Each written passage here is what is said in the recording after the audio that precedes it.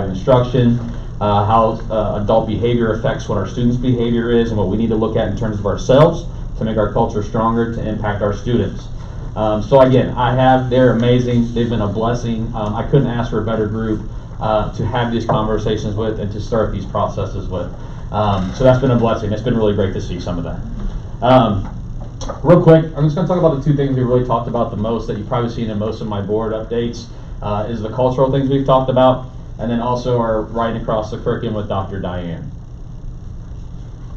So I've had training in something called Focus 3, which is Tim Kite, and he talks a lot about all these different things that help shape our culture and our building. And when I talked to staff when I first arrived and in my interview process, they asked me a lot about my thoughts of how culture impacts everything that we do. And you've seen a lot of these in probably my write-ups, but the one we talk about the most in this is the one that says, be you, align with us. We want people to be unique. We want them to do what they do well, but we also want them to work with what we're going to do within our building to be consistent, to be streamlined, to do things with fidelity, and to help impact people in a positive way. When we talk about a lot of these, a lot of it really has to do with us as adults. It's all about adult behavior at the end of the day. Our approach to how we go with our circumstances is the outcome that we've earned. So when we talk about E plus R equals O, which is the event plus our response equals the outcome, we really focus on trying to be what is our response that's going to have a positive impact on our situation. Because again, it's about adults and our reaction to a situation. We also talk a lot about BCD, which is blame, complain, and defend. Tim Kite talks about how this never helped any organization get better at anything. The more you complain, the worse it gets. The more you blame and complain, the worse it gets. It never helped things be productive. So we're really talking about trying to make sure that we're making good conversation that's productive and it's not going to take away from being positive and moving forward and problem solving. So we talk about those areas a lot. The other one we talk a lot about a little bit, well, I guess most of the time, is how we're a human system first and an education system second. Especially during these times, we talk about it all the time. It's all about relationships, whether it's peer-to-peer, to our students, to each other, it doesn't matter. We really are a human system first, and we have to build those relationships to have a positive impact on educational performance. So we talk about that quite a bit. And then discipline-driven versus default-driven. A lot of times we get into default-driven decisions, things that we're comfortable with, things that we're used to doing. But the staff will tell you, nothing ever came great from comfort zones. And we got to get better about getting outside of those things and really have an impact on our students. And the staff has done a really nice job having these discussions and figuring out that we have to be disciplined in our approach and not just rely on what we've always done before. So we've had a lot of conversations about how we should do those things moving forward also. So again, a lot of great conversation, a lot of growth with our staff.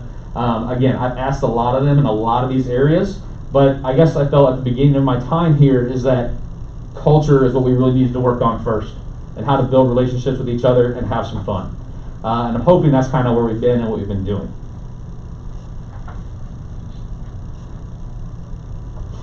So the commitments, the staff and I met our building leadership team, and we really sat down and said, what are our three big, everyone says rocks, but that's what we'll call them, but we call them our commitments in our building. And I think that what we decided was we have to make sure that people understand that we accept all kids and we work with any kid who walks through our door. Ability, disability, it doesn't matter, we accept all kids. And so these are the three we came up with. And we actually have a banner coming in actually to hang in our building to show that this is what we do here. And this is how we do our business. And this is what our expectation is for everybody. Not just some people, it's for everyone. And so that we're all on the same page. And I guess what we really thought was it's all about relationships again. And it is about growth in relationships, about commitment to each other, commitment to our students, and also to make connections with each other as we go back to that human connection that we always talk about. So we thought these were extremely important to the growth of our building. So writing across the curriculum has been something that's actually been around for a really long time, believe it or not. And there's some key components to it. You have a handout in front of you, and I'm not going to go through all of it, but there is some reading in there about why we do writing and how it impacts everything that we do. So writing across the curriculum is really about stamina. So stamina is able to stick with something, right, and do it effectively. If our students aren't able to work independently, we can't work with students individually or in small groups to make products of what the students are able to do. So it allows us to do those things effectively while we're not getting interrupted by kids saying, I need help with something. So we're really working on building student stamina first and foremost, so they're able to give us their best work and be relied on each other, because student learning is all about the kids learning and not so much the adults telling them what to do all the time. Another component is, I believe, is writing, or is journal writing. I think writing is the next one in there. And we talk about writing is so important. Well, writing allows us one thing and one major thing, and that's authentic assessment. You know, we've talked about assessments that are multiple choice, right? We always talk about short answer.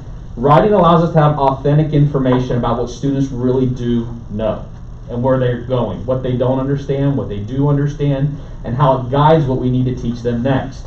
And we can do that in any subject area, across any subject at any time, because writing should be done on a continual basis throughout the student's day.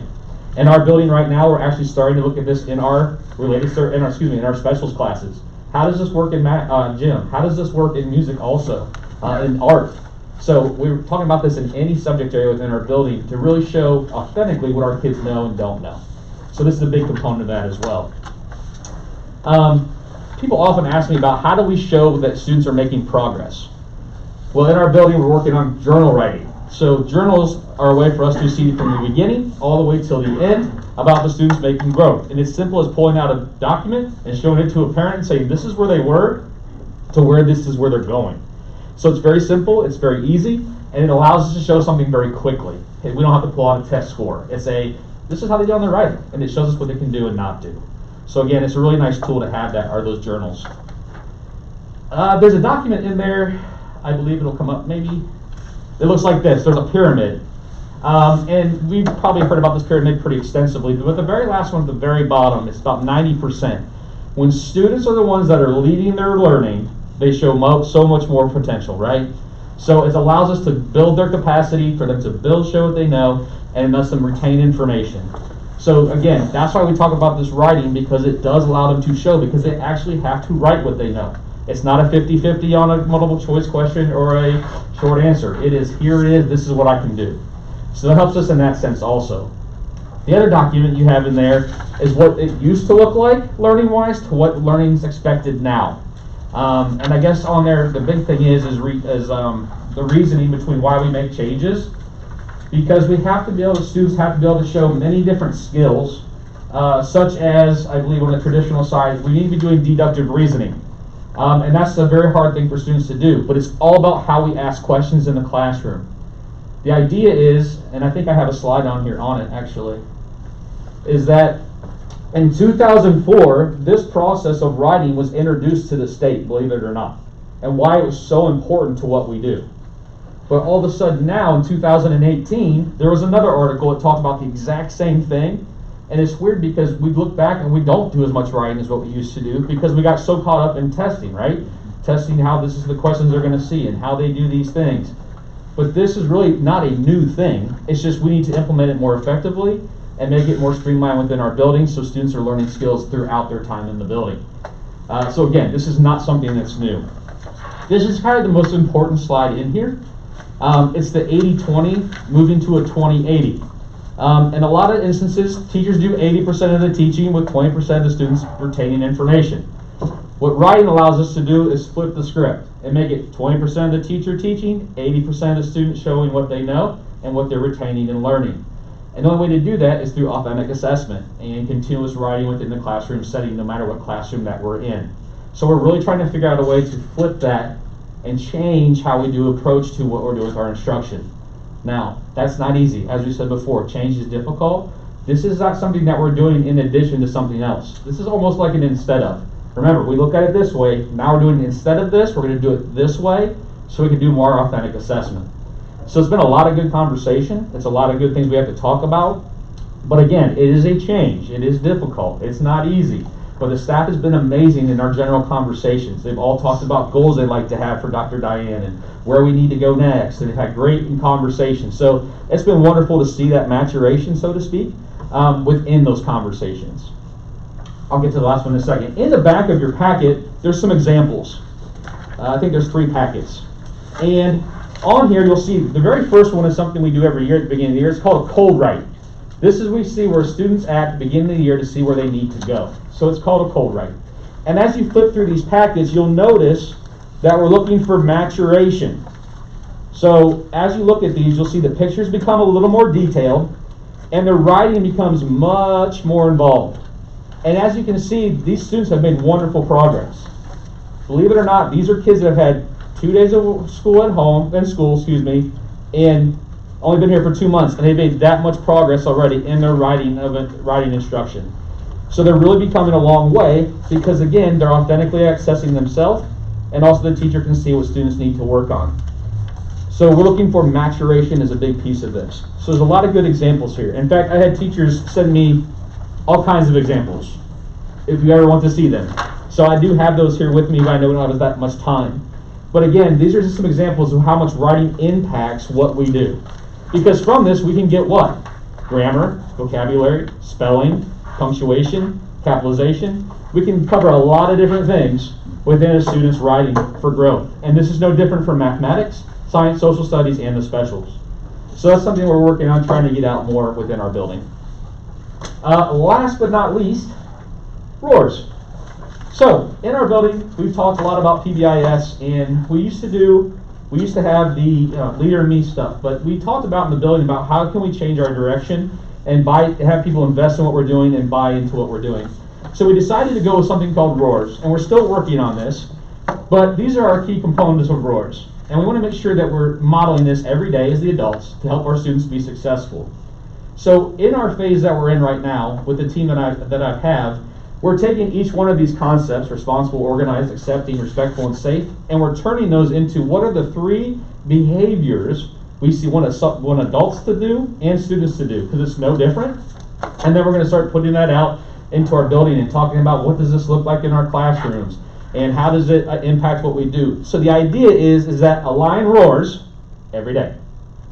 And so that helps us with SEL, that helps with PBIS, and it helps with great conversation of what's expected not only for all individuals involved. So it's not just for one part of our building. So those are some of the big things we've been working on in our building, and it's been great, a lot of great conversation. As Mr. Moore and I were talking about, we have ways to go, we have things to work on. But the staff has been super excited, very energized. They love coming to work, at least I think that's what they do. Most people they think they do, they're having fun. So it's been a blessing really to get things in motion, and hopefully when we come back again and meet sometime or whenever you want to talk, we'll even have more information to share. So that's kind of where our building is and kind of the direction that we're going. Great. Thank you, Mr. Harris. Does anybody have any questions? Just kind of on the there was a slide up there about trust, and I understand that's obviously with the kids and how they're learning. Yeah, sure. How is the trust within the teachers? Within the teachers? I know obviously culture is a big thing, and Yeah. we are well aware as to why and all the stuff that's going on there. But Sure. I think that there's maybe there was some trust issues within the teachers themselves, and so as you're working through culture and overcoming that, how are things progressing? I think the one thing that I've noticed, especially within our building leadership team, is we've gotten better about having an honest conversation versus just what people want to hear.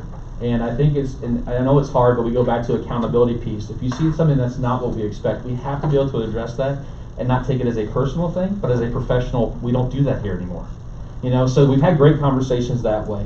We're also working on trying to get where teachers can work more together over time at some point. We'll get in that process. I do think that teachers have been more apt to talk to each other and get out of their rooms and have a good conversation. I think there's always going to be a little bit of that piece in there somewhere, but I really feel like in terms of the overall, I want to say the feel of the building, I feel like people are just glad to be here and being able to talk to anyone and have those honest conversations. And our building leadership team has done a really nice job of kind of putting that message out consistently, because if you ever saw one of our schedules, it says those cultural things on every single agenda that we have. It never goes away, because I want to make sure we're reiterating what we have an expectation for. So I do think I think things are progressing in a very positive way. Thanks. Mm-hmm. Well, thank you very much. Well, thank you, I appreciate it. If anything, let me know. Again, if you want examples, You got it. I got a bunch. Piggyback. I got 7 samples. 7 kids have grown 2 reading levels in 2 months from the writing plus the reading that goes within what we do. So I meant to tell you that and I forgot. So sorry, I'll get out of this way. Thanks again. I'll be back here. So next up we have public participation in board meetings. We did, our last meeting, kind of extend our not having the in-person public participation, but we do, I believe, have somebody on virtual. He hasn't showed up. He hasn't showed up. Hasn't showed up, okay. Well, I mean, we're setting precedent here. And that if a person wasn't here and then they showed up later, would you go back? I don't think we did. No. No. Yeah, once you start your business meeting. Right. So I just want to talk about it out loud here, because there are a lot of people listening. That, is he here? Oh, here he is. Okay. There we go.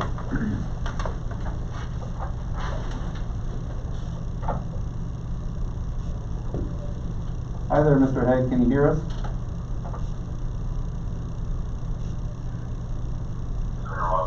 Yes. All right, you're good. Yeah, Mr. Could you just give us your name and address? Hello?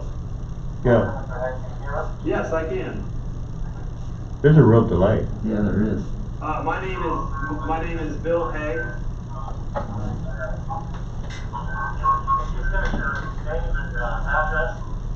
Yes, Bill Haig, last name H-A-I-G-H.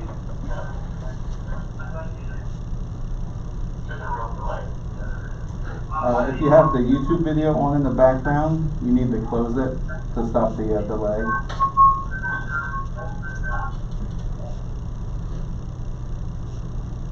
Okay. Is that better? Yeah. Yes. Sorry about that. That's okay. So, yeah, go ahead. You had something you wanted to bring before us tonight? Yes, I just had just a quick question more than anything, regarding the transition of the district following the initial policy that was set forth regarding transitioning, as a county transition from back and forth from a higher to a lower risk level, involving COVID. I was just curious what the science metric is being used in terms of coming up with the idea to amend the initial policy that the board voted on, that when the county moved to red, that the district would not be all virtual and would remain hybrid. That was just my question. It's an item for later in the agenda. We could discuss it now if you want. Yeah, we can. Okay. Yeah. So, later in the agenda, I have a recommendation to look at the conclusion and adoption portion of the plan. We did have a chance to look at that in October. And I want to have us review it one more time, because it seems to me that although the changes that the board approved last time gave the superintendent discretion to make a decision, it's not well understood yet. In addition to that, when we first adopted the plan, the conclusion and adoption of the plan portion of the plan is on page 17 that the board adopted. And the opening sentence is knowledge about how to manage, and we were saying this back in July. Right. Knowledge about how to manage, prevent, treat COVID-19 is expanding and evolving. Guidelines may change as circumstances change, and will cause the school district to make course corrections in its plan and operation. So by the middle of September, we were noticing a trend about the number of COVID cases per 100,000 dropping, and we had originally said that we would go to full time if it dropped to yellow, which is a cutting point of about 50 per 100,000. So we were experiencing a lot of successes. Kids were able to come to school. It was going in the right direction. So I came back to the Board of Education in October and suggested that if we could get to 75 per 100,000, that we could go full time, even in Orange. So because we're seeing the effect, and we're all here in this meeting with masks on, social distancing, and we do that. And if you come to our schools, you'll see the behaviors of kids, even the smallest kids, social distancing and doing a wonderful job in the school. We believe it's those kinds of things that have allowed the COVID to be kept outside the school system and allowed us to be free of it Fairly well. We know that we're going to have to manage it over time, and we've already had to have some individuals stay home and quarantine, had some students stay home and quarantine. We're creating a list, and a team of us are managing that, and I think managing it pretty well. Even today, I want to really say this to the public, I want to thank them for trusting us and giving us information, because we're having parents now call us and say, hey, kid's dad had it. And we had another parent call, oh, they're having it in their family. So we're going to have the students in those families stay at home for a couple of weeks. Because if we take that step, we'll prevent it from getting inside of our school system. If those kids show symptoms, then we'll take the next step and explore it further. I mean, if they show symptoms much later, why, we're not going to close down the school, but we may make some additional steps. My point is, the science behind it, we had one set of assumptions in July, and we're learning a lot over time, and I feel comfortable recommending these changes. The other change that I recommended at the October meeting is that if you see in the original on page 17, toward the bottom, it says, when the Ohio Public School Health Advisory places Fairfield County spread of the virus at red level 3, very high exposure and spread of COVID-19, the schools will be closed to students and will be operated at Tier 3 using the school district's remote learning plan.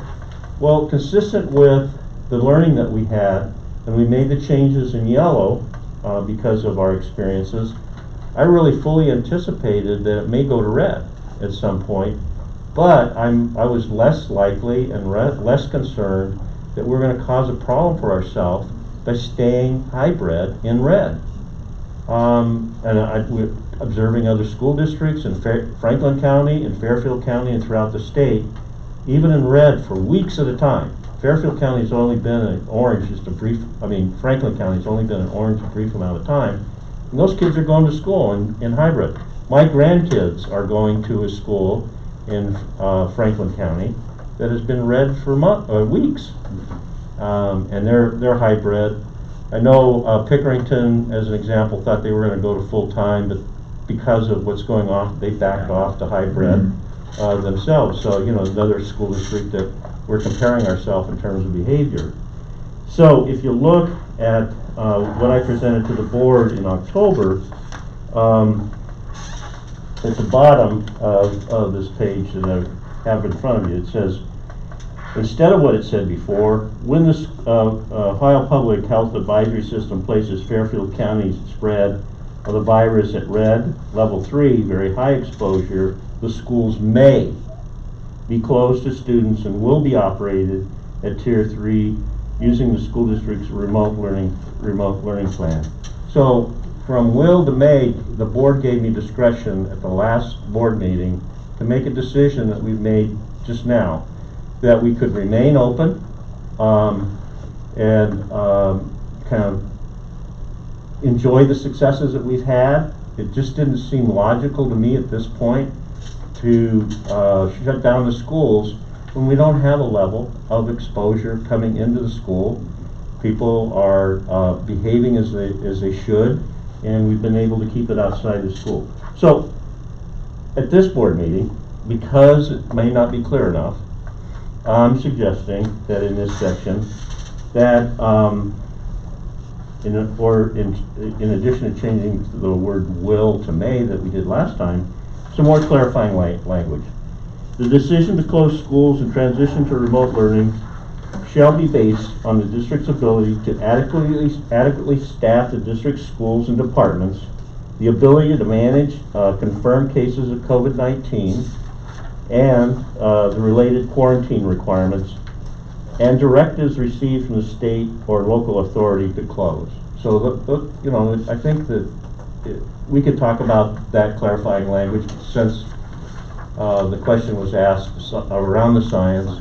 It is about the science. We are practicing all the science, social distancing, cleaning our schools. We have some very sophisticated cleaning ability in our school. I was in the elementary school today, And you could smell chlorine in the air after some pretty extensive cleaning by the custodial staff.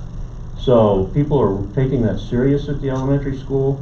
They're using the hand sanitizers, the social distancing. They're proud of those little kids.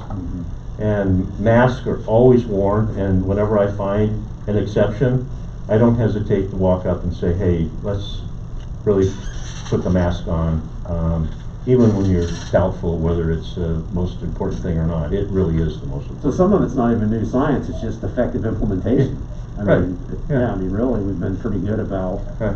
you know, doing these steps that kind of break down that cycle of transmission. So- Well, I think that's why the hospitals have used masks in surgery forever. So it prevents the spread of lots of things. So anyway, that's my answer to the question, and an attempt to clarify maybe some misunderstanding. Mr. Haig still with us, or? Yeah, he said that. Okay. Did anything else to add, Mr. Haig, or did that?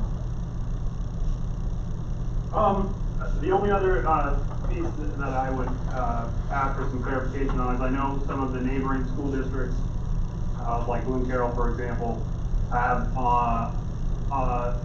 made information available concerning cases that have occurred within the district and active cases that might be ongoing. I know, obviously, following all of the regulations and laws concerning privacy and everything, but it's just actually just a number so that anybody who is in the community or concerned or has any affiliation with the district can have access to that information or those numbers.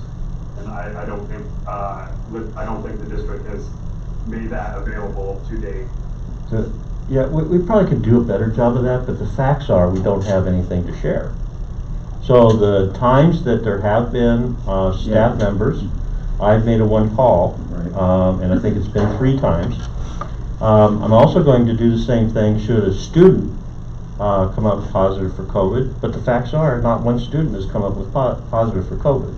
So I can't report things that haven't occurred. I guess we could put out that we have had 3 staff members that and not all of them had COVID. I say not all of them have COVID, some were just quarantined because they've been exposed. Right.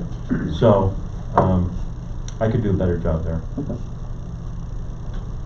Dr. Johnson, what is our policy as far as if a staff member has a family member that is exposed or that did test positive for COVID? What are we doing with those staff members? I mean, if those... We've had a couple of examples like that. Okay. And the staff members have had to stay home the minimum of 2 weeks. And I've shared the very detailed information with the Fairfield County Health Department, and they do not get to come back to work, or a student does not get to come back to school unless the Fairfield County Health Department has written us a letter certifying that they can come back. I don't make that decision, but I do report it. And there have been people saying, hey, we want to come back to work, it's been 14 days. So I'm sorry, until I get that letter from the health department, students aren't coming back, staff's not coming back. And if we hold the line there, I think that's one more reason why we're going to keep this outside our school system to the fullest extent possible. I hope we can do it for weeks. It is going to be more and more difficult to get that done. Especially in our most vulnerable is not going to be a lot of COVID. I don't feel like that's going to cause it. What's going to cause it is that we're heading into the flu season, and we are going to have staff members who are, by your example, are going to that's going to be more frequent. And at some point, today we had 3 staff members at the high school out, people covering each other. We couldn't get subs. That's probably the reason why we're going to close, because we can't operate the schools as safe a manner as we'd like to without the staffing that needs to be there. Thank you. Mr. Haig, any other questions, or? No, I have no other questions. Thank you for hearing my questions. Yep. No, thank you. Okay. Okay, next up, discussion and approval of the minutes from last meeting. That takes us through, I believe, page 13. Does anybody have any corrections or?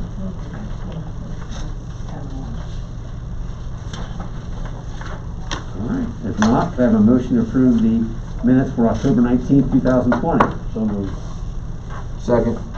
Got a motion by Sean Shook, seconded by Sean Hookrattle to approve the minutes of the regular meeting of the Union-Thurston Board of Education meeting held on October 19, 2020 as printed. Ms. Boyer? Ms. Cato? Yes. Mr. Hookrattle? Yes. Mr. Moore? Yes. Mr. Shook? Yes. Dr. Walters? Yes. Next up, item 6, monthly financial statements. Ms. Boyer? Okay, you have our reconciliation for the month. Then I have a couple things to tell you about when we get to the monthly report. We had we were picked by a random draw for a pop-up audit for STRS and SERS, which was completed in October, and we had no issues identified and everything was good. That's the first one of those we've had. Was that the emails that I think we got? Okay. Yes. Yeah. Yeah. Then we received an auto insurance refund. It actually will be in the November deposits because we received it November 2nd. I don't know if you remember, I think I told you about our insurance was looking into, filled out paperwork to have them give us a refund because we weren't running our buses between March and until August. And so they gave us $2,167 in refund. And then workers' comp, I'm sure you probably heard how they got extra dividends that they're giving back out. So for October, which we received in November, was $20,941. But then December's, which we'll probably receive in January, we're supposed to get $77,998. So Wow. that was a pretty good one. Yeah. So those are my extras. Put that in the rainy day fund. Yeah.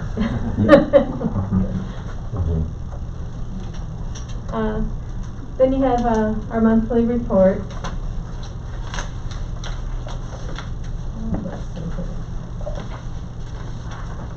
In the monthly report, I only have a couple of things really. Page 4, our income tax was up over last October, but in total for the first half, we were down $36,373, which really isn't bad considering everything that's gone on. We really thought it would be worse than that, so I was happy. And then on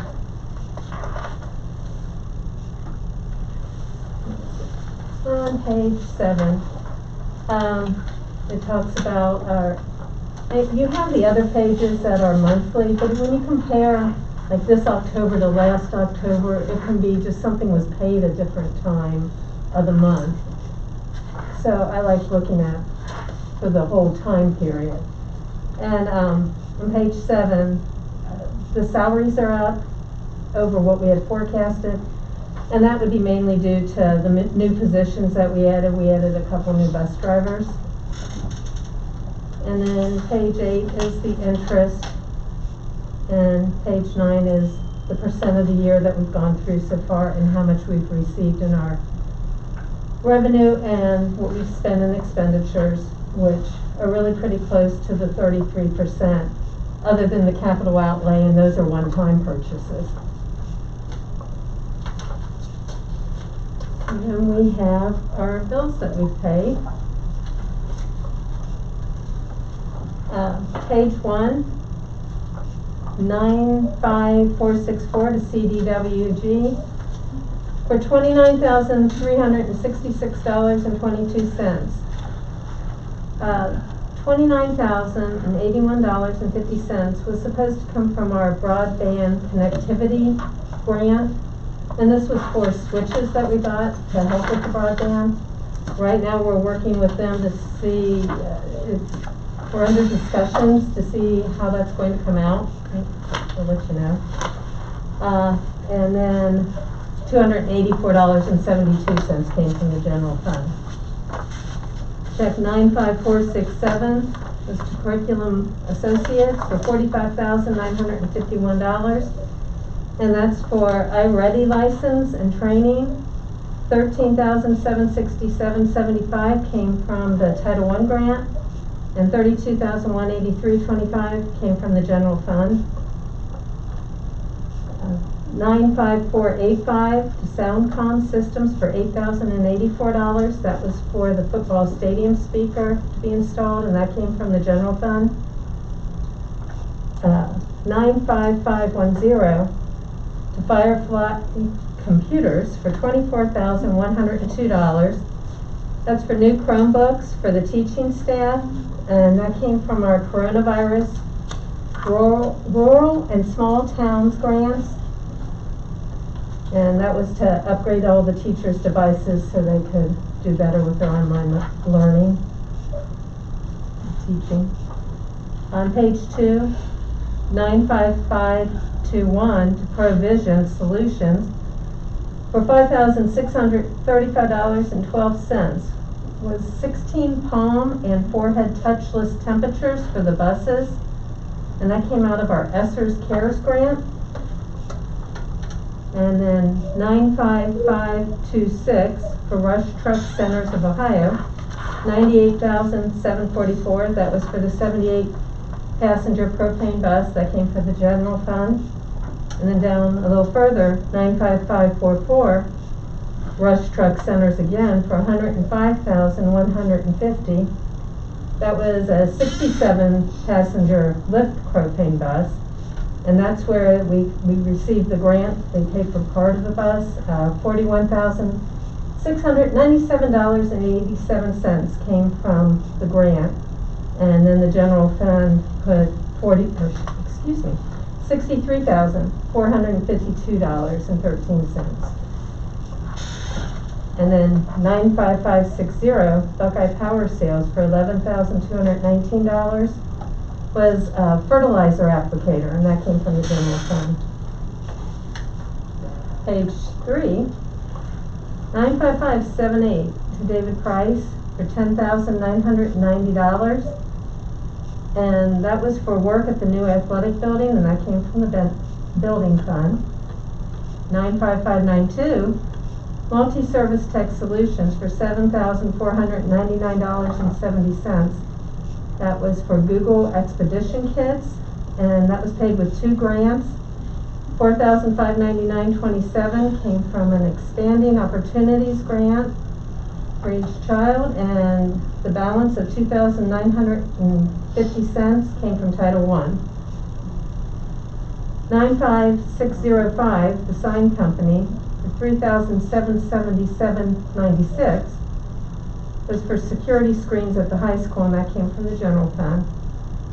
And then 95610, the air purifier store, for $2,975.97 was for 4 purifiers, and that came from a grant, the CRF Rural and Small Towns.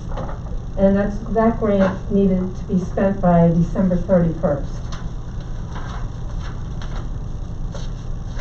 Then you have our changes to the OE teams, 200s and 300s, and our donations, which we have $308.20 were miscellaneous donations for team meals to the football fundraiser. $929.69 was a donation from the class of 2020 to the class of 2022. And that's all I've got.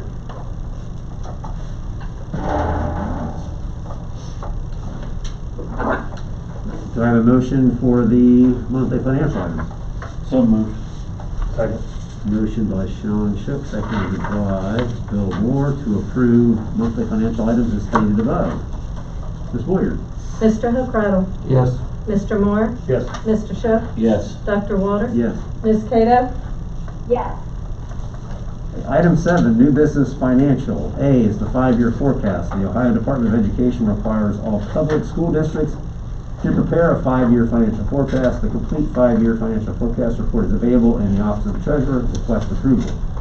B, number 1, transfer of funds. Treasurer April Boyer requests to transfer $250,000 from the general fund to the capital projects fund to improve the parking lot and roof.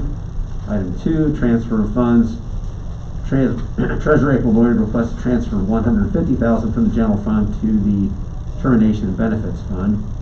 C, service providers. The superintendent recommends approval of the following service providers: Attachmate, contract period 10/24/20 through 10/23/2021.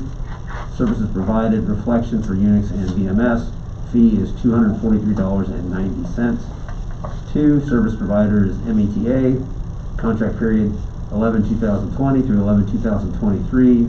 Services provided are Cisco Networking Academy at a cost of $300 per year.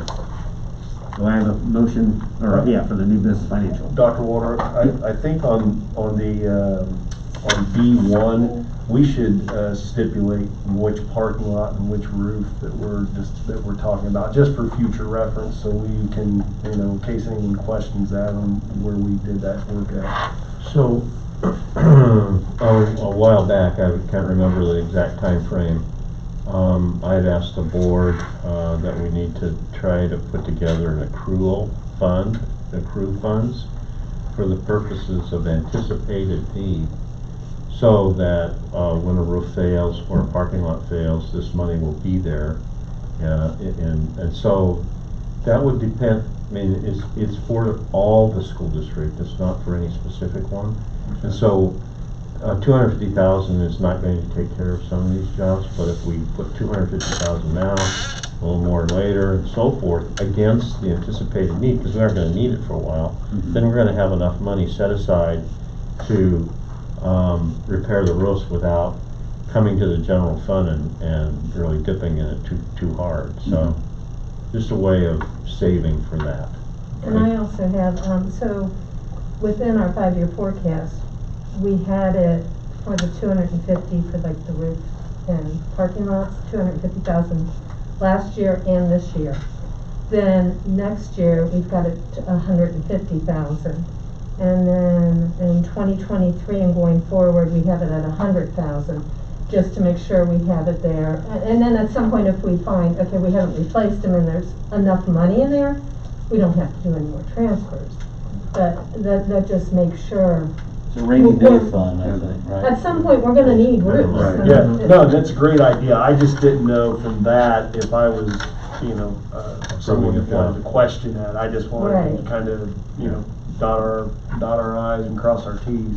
So the thing about that money is that the board then has another look at it, because it'll be an amount so large that we'll have to bid it. So you'll have to approve the bid, then we'll have to bid, and then you'll have to approve the job. So you're going to get several points of accountability on this money.